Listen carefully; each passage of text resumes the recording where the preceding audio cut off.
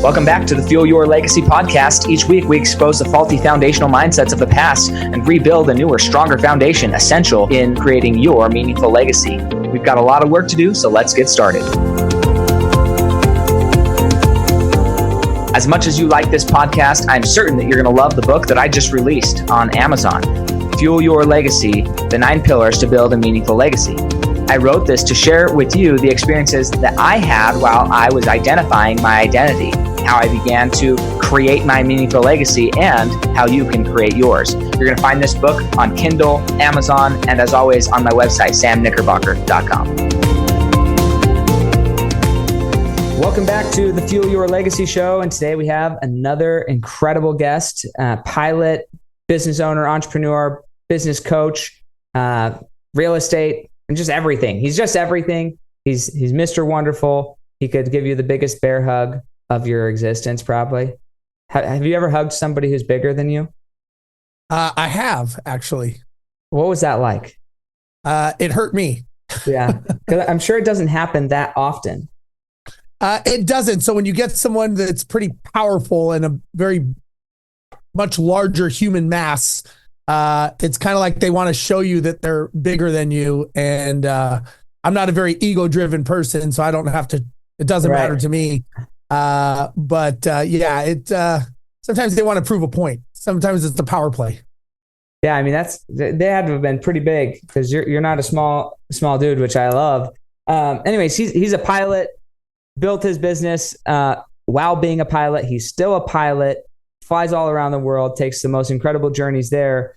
But he thinks like a pilot, and he's brought that into running a business and how much more effective a business can be ran if you actually were detail oriented and intentional about every part of that process. So I'm excited.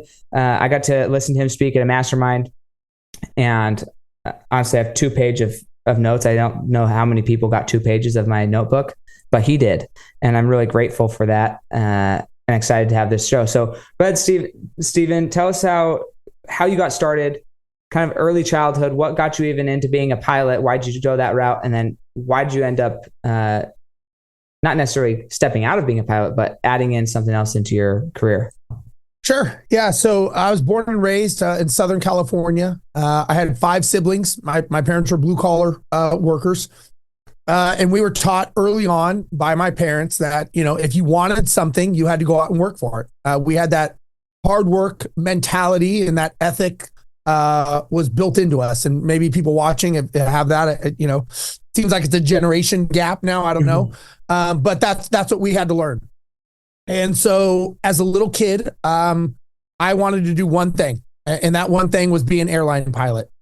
And so I worked my butt off. I did everything I could to learn to be a pilot. I didn't know anyone. I'm not the smartest guy in the world, but I figured it out.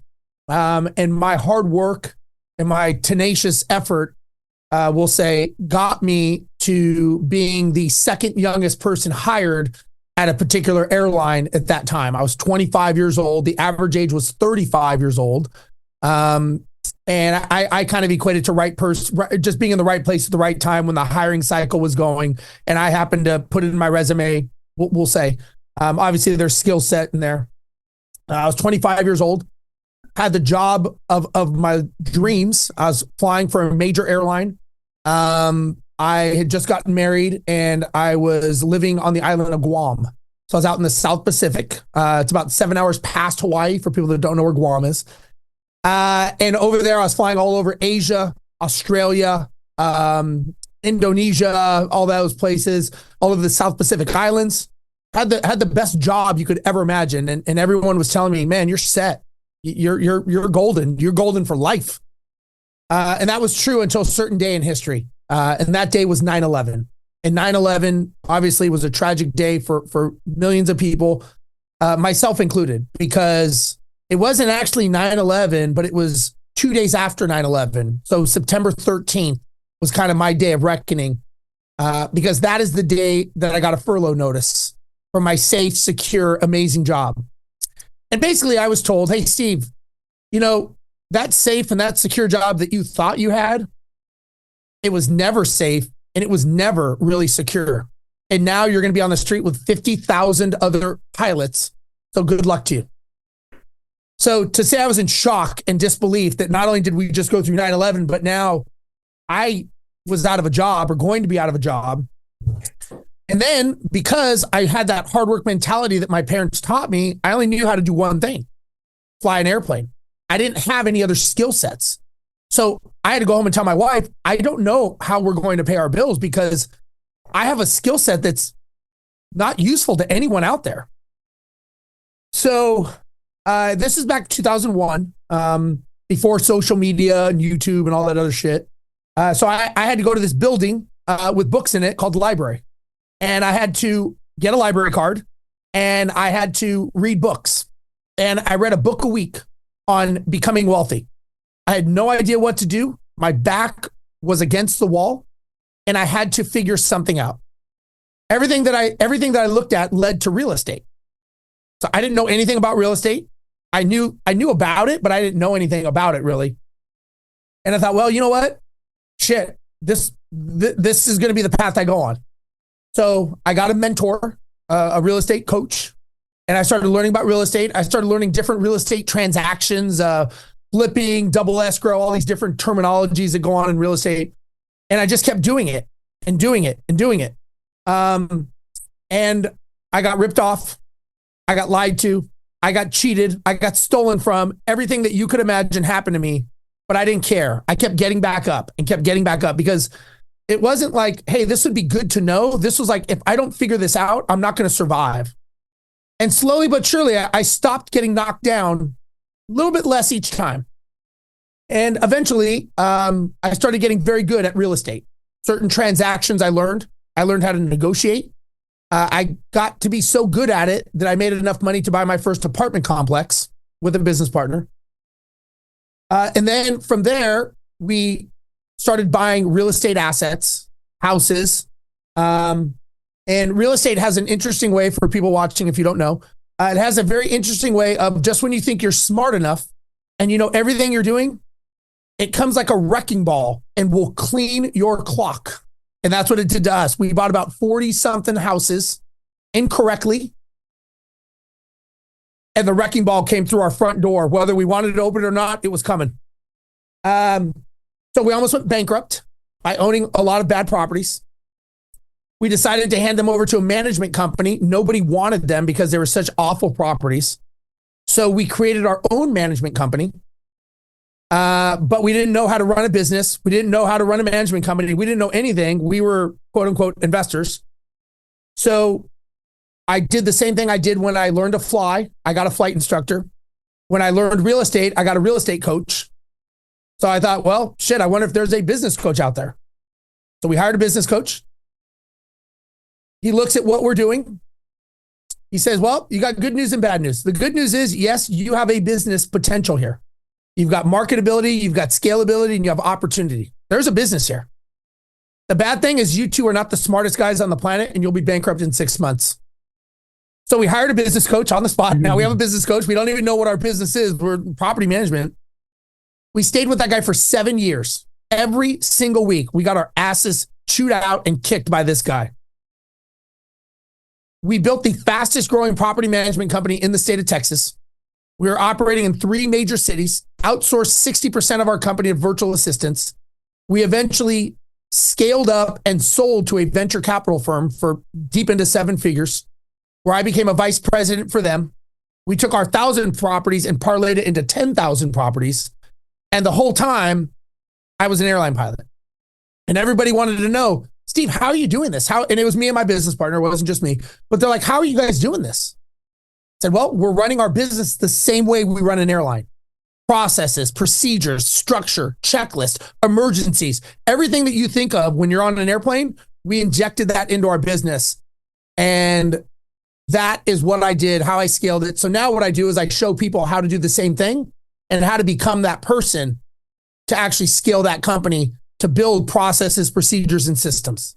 So that's the quick version. Hey, I appreciate the quick version and all of the versions. I have a few, well, I'm not going to get to all my questions, but it just is what it is. I want to first start off with, what do you feel was the most effective way to, it happened at a young age, I feel like. So I'm trying to maybe go back in time. I'm not sure. The most effective way to learn to think in detailed processes and procedures, number one. And then, well, let's just start there. And then I'll ask the follow-up question after that. Yeah, that's a great question, actually. And I think at the time, it was survival, right? At the time, I didn't have an option. I had to make some serious decisions and I had to take massive action. It wasn't like dipping my toe. It was like, I'm jumping in the deep end and I'm going to figure out how to swim. Like that was my choice. The instincts of me being trained by Boeing for the last 20 something years, that they've invested millions of dollars in me, along with the airline. When you think of an airplane, I fly a Boeing 777, holds about 350 passengers. There's a lot of things that have to go on to get that airplane up in the air and going. There's two people up front that are orchestrating everything. It's me and the other pilot. So I have learned by training, and some of it is instinctual and some of it is not. I will tell you the biggest mistake that people make, entrepreneurs, is they have no idea where they're going. So if we equate that to airlines and flying, you wouldn't get on a plane if you didn't know the destination. You wouldn't want the pilot to say, hey, I'm not sure where we're going today. Maybe Hawaii, maybe Rio, maybe Mexico, maybe LA. I've never been to any of them. I don't know how much fuel we have. I don't even know how to get there. And if we got there, I don't even know what the runway looks like. The odds of success are slim to none, right? But how many people start a business that way? They don't know where they're going. They don't have a destination. They have no idea how much fuel they need. If they have an emergency, they don't know what to do, but they got a good gut feeling. And so to answer your question, the challenge is you can't build a system if you don't know the end result. So my first question when I ask people is, what's the goal? Where are you going? Where are you landing your business? If you can't tell me, we can't build a system for it. It's like building a freeway to nowhere. I built this great freeway. Where's it going? Fuck, I don't know. It's just going somewhere. Well, then it's not going to get you to what you want. So it's kind of you got to start with the end and reverse engineer. So you got to start with where your business is going to finish and reverse engineer your business. Same thing with your life. Same thing with a flight. Does that answer the question? Well, yes and no. So that needed to be said. So yes, I'm going to dig deeper into the question because sure. I want to go back to one of the things that scares me of becoming a pilot. It's been on my bucket list to go become a pilot, and I go and take the test flights and do the things every once in a while just because I think it sounds fun. But one of the things that scares me about it is the procedural aspect of the checklist. Like I've watched this pilot who I'm going to go up with, and they're like checklists, go through these like pages and pages of checklists and make sure everything's working. And then not only do you have to like do the checklist, like there's lots of people in business who probably have done a checklist. They probably understand the flight plan. They probably even created the flight plan.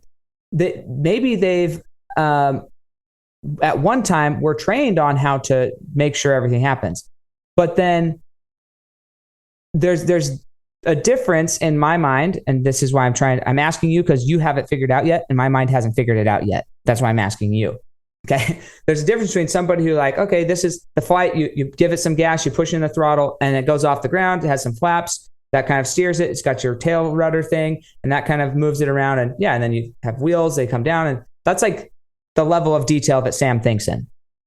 But I also was at a conference and I listened to Captain Sully talk about the landing in the Hudson River. Mm-hmm. And for an hour and a half, he described what 2 minutes of his thoughts were. Yep. Did you see the difference? Like, so there's a lot of people who think, oh, I've got a detailed plan, but they aren't even aware of what detailed means. When I'm talking to a pilot or somebody who understands that much detail, they know what color the light is, how long the light, how many seconds, I don't know exactly. I'm just making stuff up at this point, but like, what's the frequency of the beeping? How does that matter? I don't know if that does matter. How important is this? Not important. But if you look at that checklist, you have all of these, and all of those are important because what if one thing's wrong. Well, then you have to respond a different way than another example you said, like, oh, our engine's on fire. Okay, well, that's a certain procedure to deal with that versus the toilet's overflowing or what, like everything are different procedures, but you've broken down, okay, as a pilot, I have to know all of these procedures. How do you memorize them? What's a good way to interact with that level of detail to start training your brain to think in that type of detail? Because you can come into my business and analyze my business in greater detail than I can even think in, let alone analyze in. Yeah, so that's a very good question. I'm gonna do my best to answer this. Now, something to think about is I coach hundreds, if not thousands of people over the years on this thing. So I tell people, listen, when I come into your business, I'm the smartest person in the room, not because I'm smart, but because I'm detached. And I am 3 feet away is a world of difference. I can look at that and go, Sam, that's fucking stupid. What are you doing? Like, that's never going to get you to where you're going. And you're like, but Steve, I'm working every day. I'm like, yeah, but you're going the wrong direction. But to you, you're being effective. So let me just say that. Yeah. I don't need to know your business. I just need to look at it logically from the 10,000 foot view and go, hey, Sam, come up here and tell me if this makes sense to you. And all of a sudden you step back and all of a sudden you're like, wow, that doesn't make sense. So it's just a different perspective. So let me just start with that. Yeah. Now you're talking about a discovery flight or a solo flight or something. Sure. And I'm guessing that's probably in a smaller plane, like maybe a Cessna 152 or 172, single engine airplane. Little tiny plane. So think about this. Do you think the checklists are the same as my plane, which is a Boeing 777? So just to give you some specs, a 777 airplane, it holds 350 passengers. 775,000 pound takeoff weight. It's the length of a football field. Each engine is the size of a 737 Southwest fuselage. Do you think that the checklist that you have in a 152 are the same or less than the checklist I have?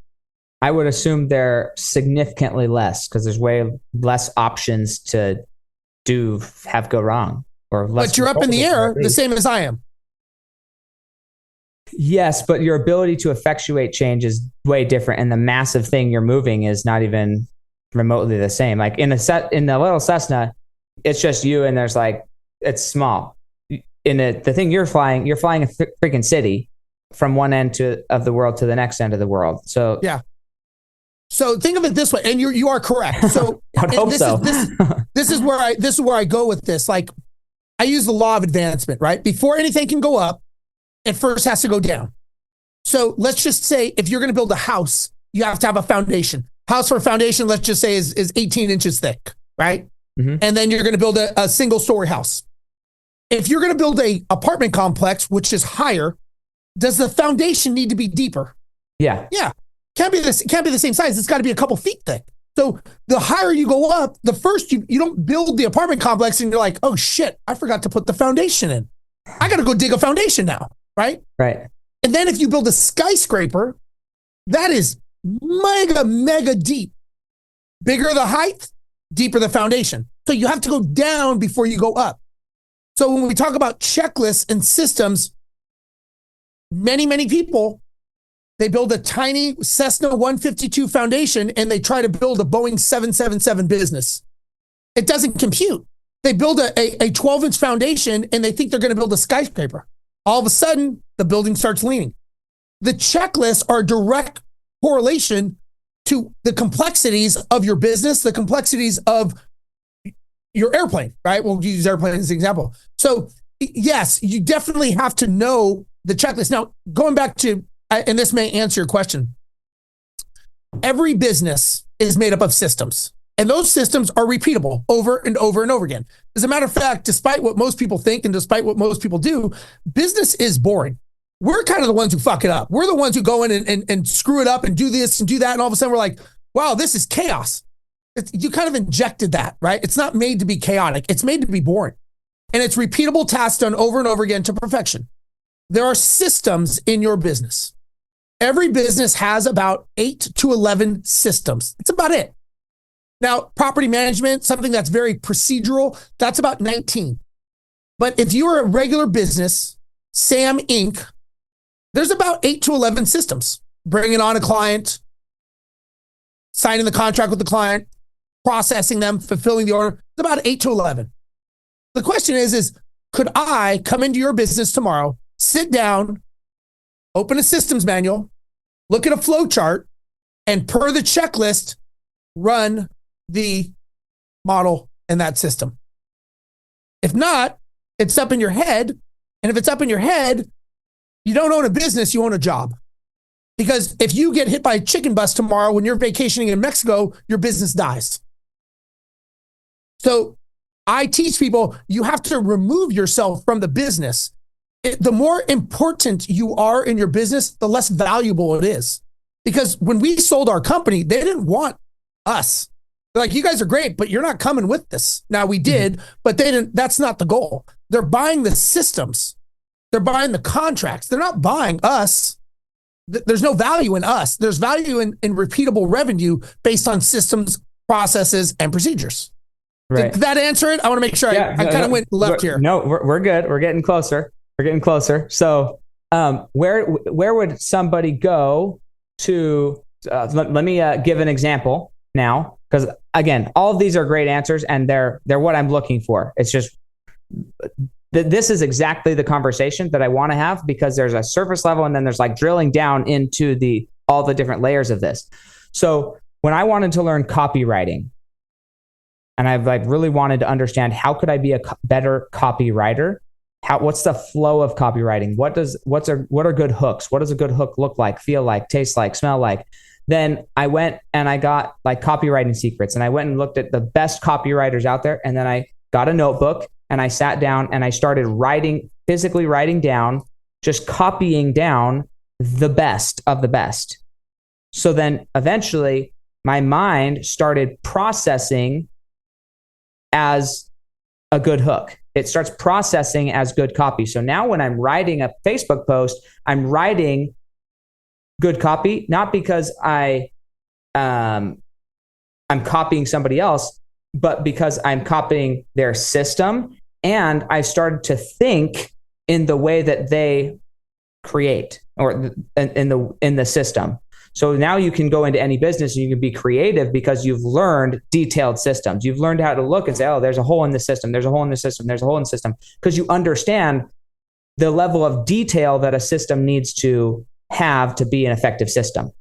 So are there books that you go to, or is it literally just go to training to where you get to the point where you start thinking in this procedural, systematic manner, so you can analyze how to recreate the system in any business you want? Because if I hire a coach, sometimes they come in, they work with me, and then they figured out my business. They helped me implement systems in my business, but I never really learned how to go and take what I've just learned and go put it into any business that I'm going to start, because now I understand the level of detail. Does that make sense? There's being helped to accomplish something, and then there's like becoming it. Yeah, no, it definitely does. And let me kind of break this down. I'm going to back up a second here. Okay. Because you hit on some very good points. And I think it's important for the listeners to understand this. Number one, you've got to understand where your business is going, just like a plane, right? We already kind of touched on that. Right. The question is, are you the person to get it there? So if you want to build an 8-figure business, are you an 8-figure CEO?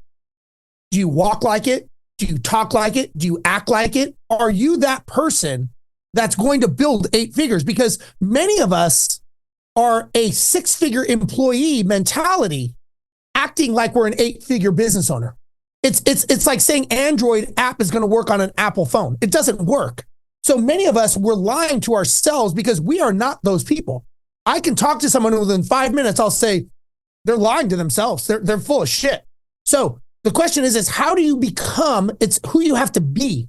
How do you become the 8-figure person? Because you have to be that person first here. You're not going to build an 8-figure business and then go, oh, once I build it, then I'll be it. It doesn't work that way. So it's kind of like when you go to sleep. You have to act like you're asleep first before you actually go to sleep. You have to act like you're an 8-figure business being that person. So how do you do it? It's kind of like if anyone's done martial arts, you don't hang out with white belts to become a black belt. You hang out with black belts. You level up to the people that you want to become. People like me, I get to know people that have 8, 9, figure businesses, and that's who I talk to because I want to understand how do they think. It's not what they do, it's how do they think.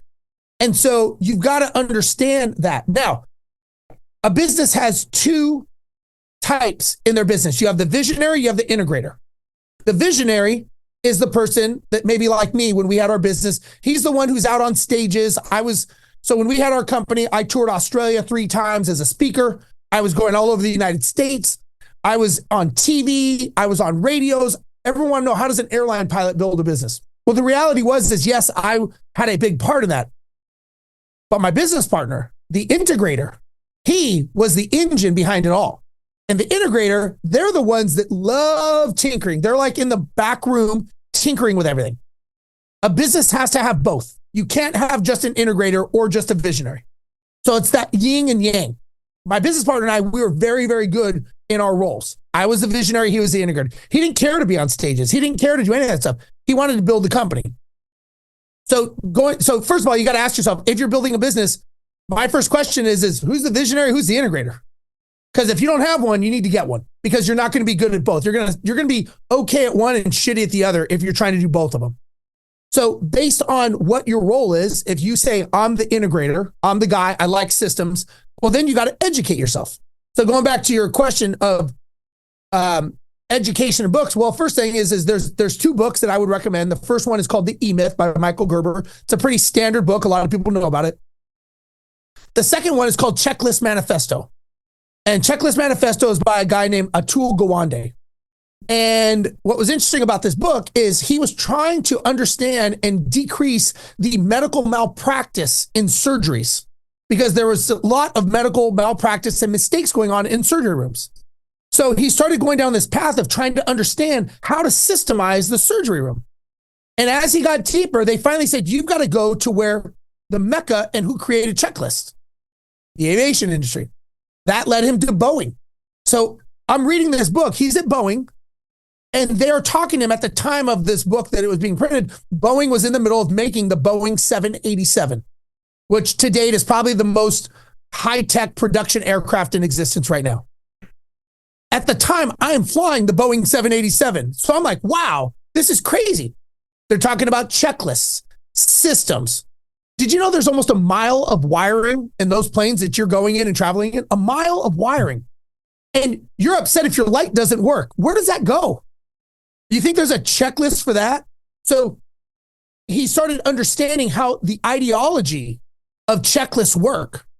And many people don't understand. And again, that's something that I've been trained in. I don't think you, me, or anyone is good at anything. We're not born good. It's a learned skill. I think you're not born a good leader. I think you become a good leader or you become a bad leader. Same thing with anything. I mean, when we're born, what do? We sleep, we eat, and we poop. Those are the 3 things we're probably pretty good at. Everything else is a learned skill. Right. So I think understanding systems and checklists, you've got to have the destination and then you work it backwards. And then you got to figure out, okay, what is my role? So in business, there's, I don't know if you want to go into this, but there's 5 roles for every business for your foundation of your company. The blueprint of your footprint, if you will, of your company has 5 corners. If you're missing one of those corners, your business is not going to grow. And based on those corners, there's certain things that have to be in each one of those are called roles. And each one of those 5 roles has to be having 4 things in them. And if you're missing one of those 4 things inside of each role box, the business will not succeed. And most of the time, when I see people having challenges, they're either missing a piece of the foundation or they have the wrong person in the wrong seat, which I have done all of these personally. So I can attest that it is easy to do, hard to fix. Sure. So quick question. Is that are the 5 foundational things that you've outlined and the 4 things in each of those that must be there, is that in a book that you've written, in a book that you've read from, or is that just in your mind? That's a joke because I'm sure you and I want to be very, very clear. I am a product of the product, right? I am not the smartest guy. I don't think you have to be the smartest guy. Sure, I don't want to be the smartest guy. I want to be the smartest guy. I want to be someone who creates memories, who creates a life that I want. So I learn from people. I expedite my education by paying for it. I invest in coaching. I invest in training, and that expedites me. It's taken me 20 years. I probably invested over $1 million in myself. Sure. Listen, if you look at everyone who's successful, there's a recipe for people that are successful. You don't need to be the first. It's already been created. You look at anyone who's successful, you're like, yeah, you could figure it out, but I could just give you the recipe. It's like baking a cake. There's a recipe to bake a cake. If you put the frosting on first and put it in the oven, it's not going to have the cake that you want. No matter how many times you put frosting on it, and no matter how much frosting you put on it, every time you put it in the oven, you will not get the results you want. So maybe the law of sequence is there's a recipe, follow the recipe. So I did not create it. Boeing taught it to me. Then I started implementing it in business. Then I started seeing how other people implement it. Maybe not the same way I do because they're not pilots, but it's a very similar process and procedure to how they do it. Again, everybody has their own thing that they're specialized in. It's very rare to find someone who used their aviation education and skills to actually inject into businesses, coach people, and show them how to build theirs. So that's a bit of a rarity. But listen, I'm not the smartest guy in the world. I don't claim to be. I'm not a guru. I'm just a guy who needed to figure something out, and I did. And now I show people what I did. Awesome. And so because I have the 5 systems that I have, or 5 pieces of foundation that you had talked about at the event were marketing, sales, operations, accounting, and leadership. Correct. Okay. So then you mentioned that there's just barely, you mentioned in each of those things, there's 4 elements, we'll call them, I don't know if that's the right word, of each of those. Are they the same across all 5 of those things? Is it the same 4 elements that have to exist in each one, or does each one have different 4 elements? It's the same 4. So the first one is job description. What is this role? So let's just talk about marketing. What is the job description for marketing? Okay. That's kind of, if you wanted to say, that's kind of the ad, if you will, that you're going to put out there on Indeed or wherever you're going to put it. The next thing is what are the roles and responsibilities? What is this person responsible for? So let's say I hired you as the marketing guy. All right, so this is the job description. You're going to bring in inbound leads. You're going to take care of the website. You're going to do social media. You're going to do this. Now, what you're responsible for is pay-per-click. You're responsible for SEO. This is what you are responsible to do. I come in one day and I'm like, I'm going to fire Sam. He hasn't cut the yard one time. You're going to be like, dude, it's not my job. I'm like, yeah, you should do it. No, it's not in my roles and responsibilities. I am not responsible to cut the yard. I do SEO, marketing, pay-per-click, social media. That's what I do. So you've got to establish what are you responsible to do. So it's a job description, it's roles and responsibilities, and then it's key performance indicators, metrics. That's how I measure your success or your lack thereof. Each position needs to have key performance indicators or metrics to measure, right? Just like your car dashboard has key performance indicators. Your gas gauge, your oil gauge, your tachometer, your speedometer, those are all KPIs, right? KPIs tell you what's working, but more importantly, it's telling you what's not working so you can measure them. So every role should have anywhere between 3 and 5 key performance indicators that are reporting. The last thing is your DISC profile. Every role has a certain profile for that role. So many times we hire someone and they're the wrong person.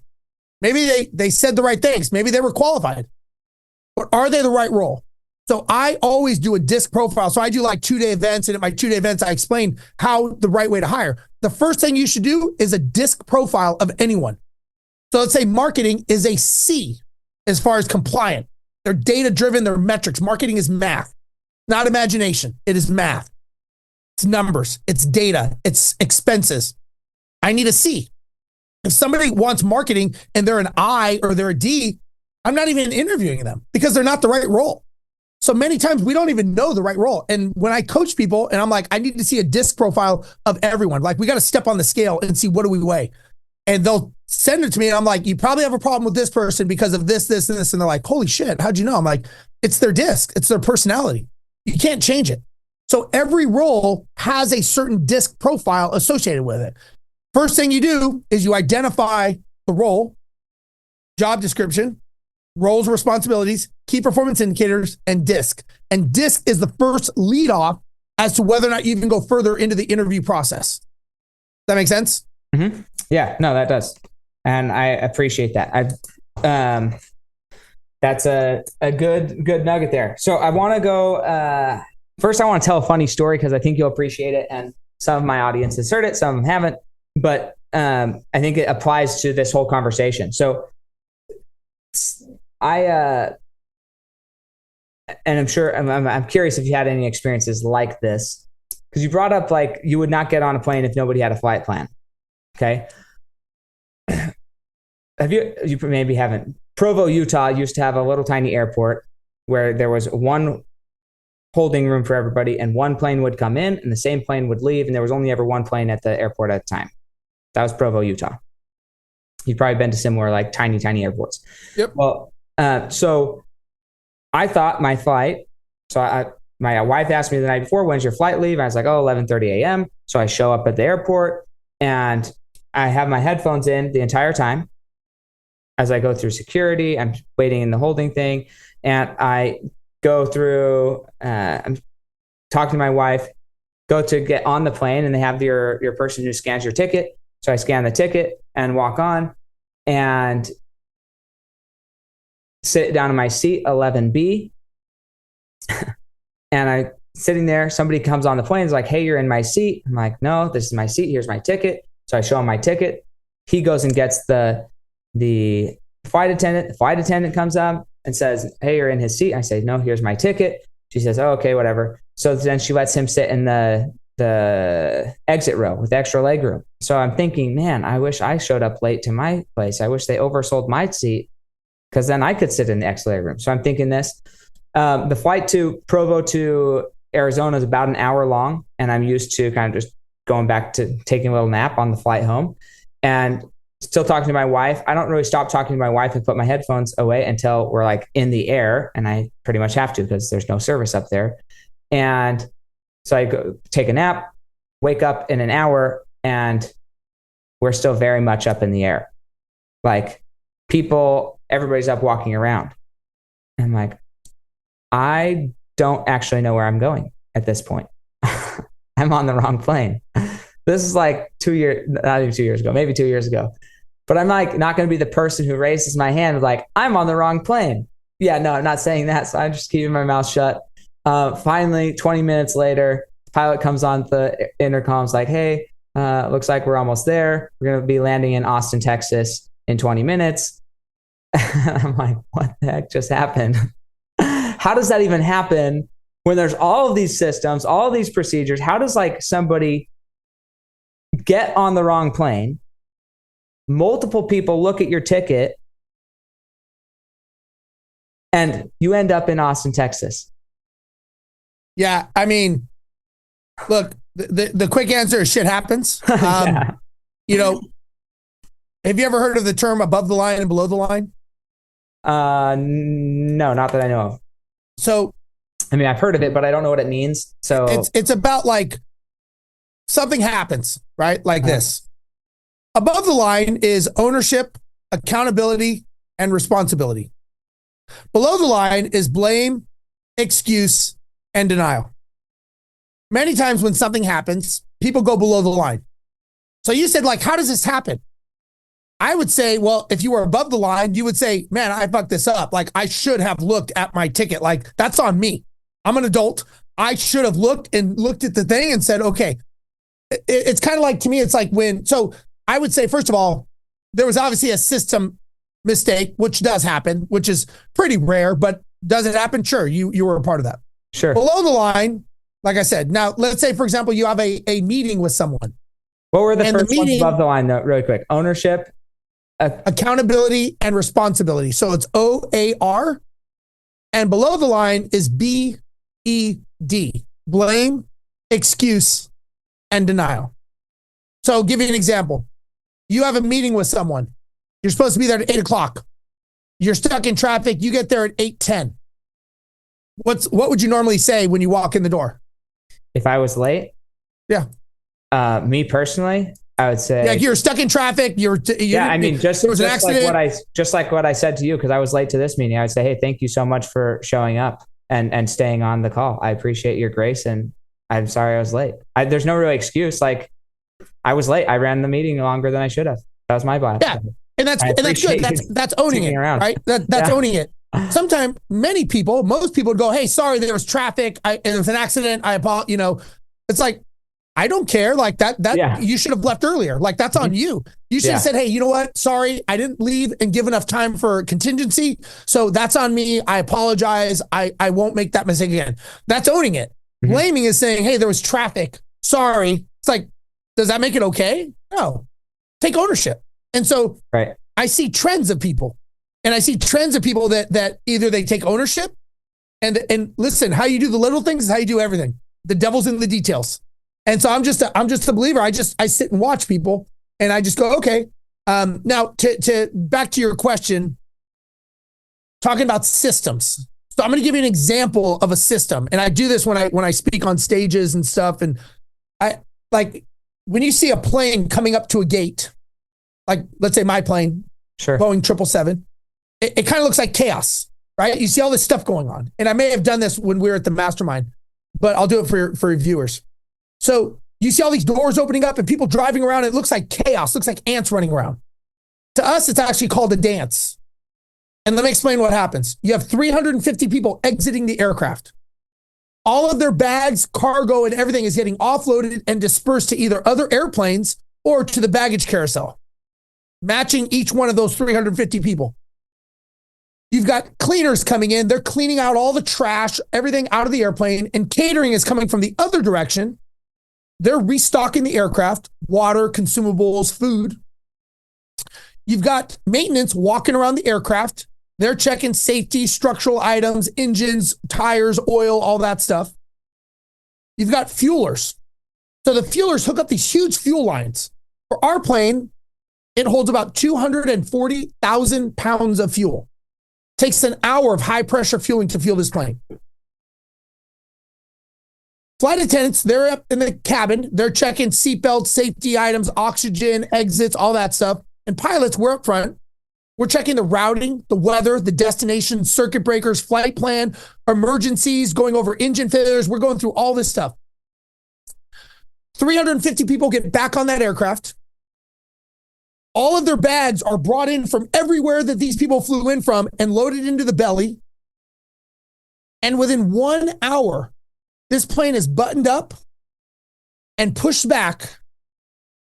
And not one person had to talk to anyone else to do their job. Now, think about this. I could be in London, England, Sydney, Australia, Los Angeles, Austin, Miami, Rio de Janeiro, 24 hours a day, 7 days a week, every minute of every second, this is happening somewhere in the world. That is a perfect system. So what the aha moment, if you will, for me was when I was watching this, I'm like, wait a second. Why couldn't I do this in my business? And that's how we started to run our business. Everybody has a dance. Don't know what it's like, but everybody has a dance.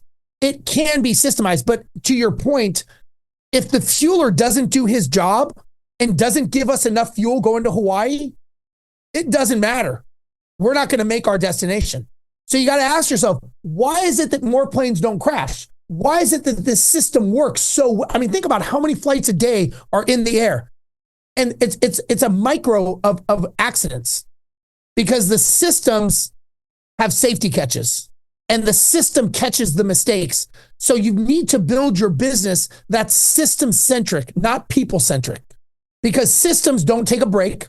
Systems don't make mistakes. Systems don't take vacation. They don't quit. They work the same every single time. Humans are the ones that make it better or make it worse by our intervention. Like a plane can't fly itself. We have to do that. Well, it can with a drone. But they're getting pretty close. It's getting very close. But you see my point. It's the systems. Yeah. So the question is everyone who's watching, what is your system? How does your system work to be able to run 24/7 without you being there? Anywhere in the world, the system will work, or it will be the death of you or the death of your business. Yeah, no, I agree. So to finish that story in the final minutes here, when I realized that, so there's two layers of it. One, I believe in ownership, as what you're saying. I'm going to teach this metric to my kids so that I can start communicating that way. But I do believe in ownership and accountability. I actually don't love responsibility much. I think it's like try not to surround myself with responsible people because they're just victims in my mind, but that's okay. Like, they just respond. This is good, but I'd rather be accountable, proactive. So as this happened, and now my wife, the first thought I had was my wife is now going to see my phone active in Texas, not in Utah. And my wife is sitting at the airport waiting for me to get there. And now I'm an hour late to where, I mean, I'm going to be way later than an hour, but like, I didn't show up on time. So my first thought was I need to contact my wife as soon as possible and let her know what's going on. And then I went and got on, before I even got off the plane, I was buying another ticket to get back to Phoenix. Cause like, it's not their fault that I got on the wrong plane. It would have been nice if somebody would have let me know I was on the wrong plane. Just like it would have been nice if I would have looked at my ticket, and didn't have my headphones in. So now I don't do that anymore. I don't have my headphones in when I'm listening to the announcements over the PA system.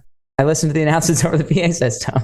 But that was all, it was all very funny. And then the second thing I did was, I don't believe in much like mistakes very often in my life. Like, I think that if something happens to me, then I'm going to choose that it happened to me for a purpose, and that I'm going to learn from it and gain from it. And so my, like, I guess third thought was, who am I supposed to meet here that I wasn't going to meet if I didn't end up in this area? What was the reason that I needed to be on this wrong flight? So I'm looking for the opportunity in this. I did meet somebody who ended up becoming a really great client of mine in the airport at the Austin airport, because anyways, had to go to a different airport to get a flight home. But so I did meet somebody. So it was productive that way. Then I'm on the flight home, and right around 11:30, I start seeing, your flight's been delayed. Your flight's been delayed. I'm like, well, thanks for letting me know, but I'm on the wrong flight. Then that's when I finally realized that I had the wrong ticket. And that's when I finally realized that the mistake was mine, was when I was up in the air and I start getting these messages. But what's crazy is I get home finally, and still just think this is a funny experience. My wife and I are laughing about it, but I got home about like 11:30 that night. Had I not got on the wrong flight, my original flight ended up getting delayed by 2 days out of Provo. Wow. And so had I not got on the wrong flight, I would have not been home with my family the day I was planning on being home. I would have been delayed 2 days. And so for me, I actually view the whole experience as a funny gift and a blessing in my life, because that's how I just view my life. But it is funny and fascinating to think, man, in a world after 9/11, after so much security and systems and things have been put in place, there's still that things still happen, things still get missed, and you don't know who's on the flight next to you. And the thing is, I would say is that both good and bad, nothing happens by chance. Sure. I don't think anything, just my opinion. And I would say bad, as you heard the story of me losing my son last year in a motorcycle accident. It's a horrible thing. And it's horrific, but I don't think anything happens by chance. I think there's a reason for everything. I've been, as sad as that is, I think that's the reality we live in. I just don't think chance. I don't think us meeting is by chance. I don't think people that I do business with is by chance. I think everything happens for a reason. And I'm not saying good and bad. I've got no, mental thing of, hoorah. That's just my thoughts. And everyone I meet, I think there's a reason we're meeting. Don't know what it is. It may be a 5 minute, it may be a 5 year, maybe a lifetime. I don't know. But I just think everything happens for a reason. And I think that we are put on this earth, if you will, for a reason specific. Whether or not we step up into that role, that's for us to determine. But, I think that, in life, we're gifted with something. And that gift is being the best version of ourselves. And every day we wake up, we get to make that decision of whether or not I'm going to be better or I'm going to be worse than the day before. Yep. I choose to try to be the best version of myself every single day, even with heartache and loss and sad and sorrow. I still get up and become the best version that I can be for myself. Yeah. And I love that. We didn't even get to dive into any of that story, which we probably just need to have another podcast to talk more about that. But I appreciate I know I wanted to come into this very intentional and ask these questions because you were only at the retreat for a day, and I missed some of that opportunities to interact with you deeper there. I'd love to have you back on again if you're open to that. Sure. If somebody wanted to reach out to you and be mentored by you or get coached by you right before we go, where would be the best place for them to interact with you? Yeah, honestly, the best thing, you can go to my website, steverozenberg.com, ROZENBERG.com. You can find me on social media. I do 2-day events in Houston, Texas, where I break down your business.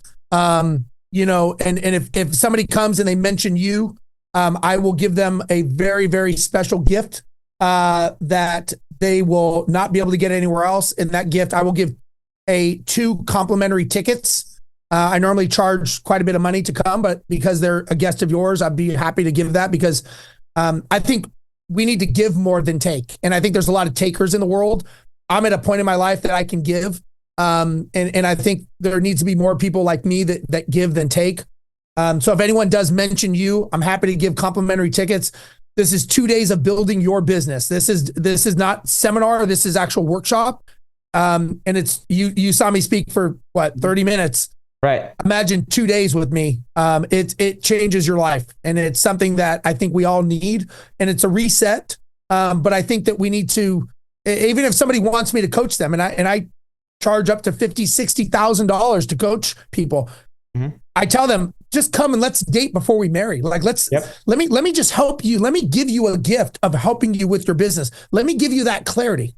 And if you like me and we want to have a further discussion, absolutely. But let me give you a gift to come and learn and think about, are you that 10-figure CEO? Are you the person that's going to build the business? Because if not, you're wasting time. And I think the one thing that we don't have in life is time, right? Mm-hmm. And we use that time to create memories with our family and our loved ones. It's not about money. It's never about money. And if you think it's about money, you'll be sadly mistaken when you figure it out it's not. So build your life with intention, focus on what you're doing, finish what you're doing, and go create memories. And if I can help someone create a better memory for their life, I'm honored to be able to give people that gift. Yeah, no, I love it. And I appreciate that. I will be down there sometime this year. I'm not sure when, like a lot of them lined up with already scheduled things, but I'm going to see if I can get me and some of my brothers, some of my family down there with me. Yeah, it'd be great, man. Look, we're all better together. Yep. I've just learned that we're all a better version of ourselves being around other black belts. Mm-hmm. So, I mean, you're around other entrepreneurs and it's, I keep it small. I keep it 20, 30 people. I don't make it big because it is transformational. It is something that you're going to walk out of there going, holy shit, like, okay, I'm a better person now because of that. And then you'll go pass it on and you'll pay it forward. And that's what I think we need more of that. I think there's too many takers that take advantage of people. I just don't think it's right. And so if I can change at least even a small section of people, that's what I want to do. Yep. I love it. And I appreciate you for that and the way you showed up at the event that we were speaking at. It made a big impact, even though you were only there for a short period of time. And that's what I think is so great about bringing people like you. You can make a big impact in a short period of time. So I super appreciate that. That's steverozenberg.com. Go check out when his events are and see if you could make it to one of those. It's only going to benefit your business. Also, take what he taught in this episode and actually implement it. Okay, and we'll catch you guys next time on the Fuel Your Legacy Show. Thanks for joining us. If what you heard today resonates with you, please like, comment, and share on social media. Tag me, and if you do give me a shout out, I'll give you a shout out on the next episode. Thanks to all of those who've left a review. It helps spread the message of what it takes to build a legacy that lasts. And we'll catch you next time on Fuel Your Legacy.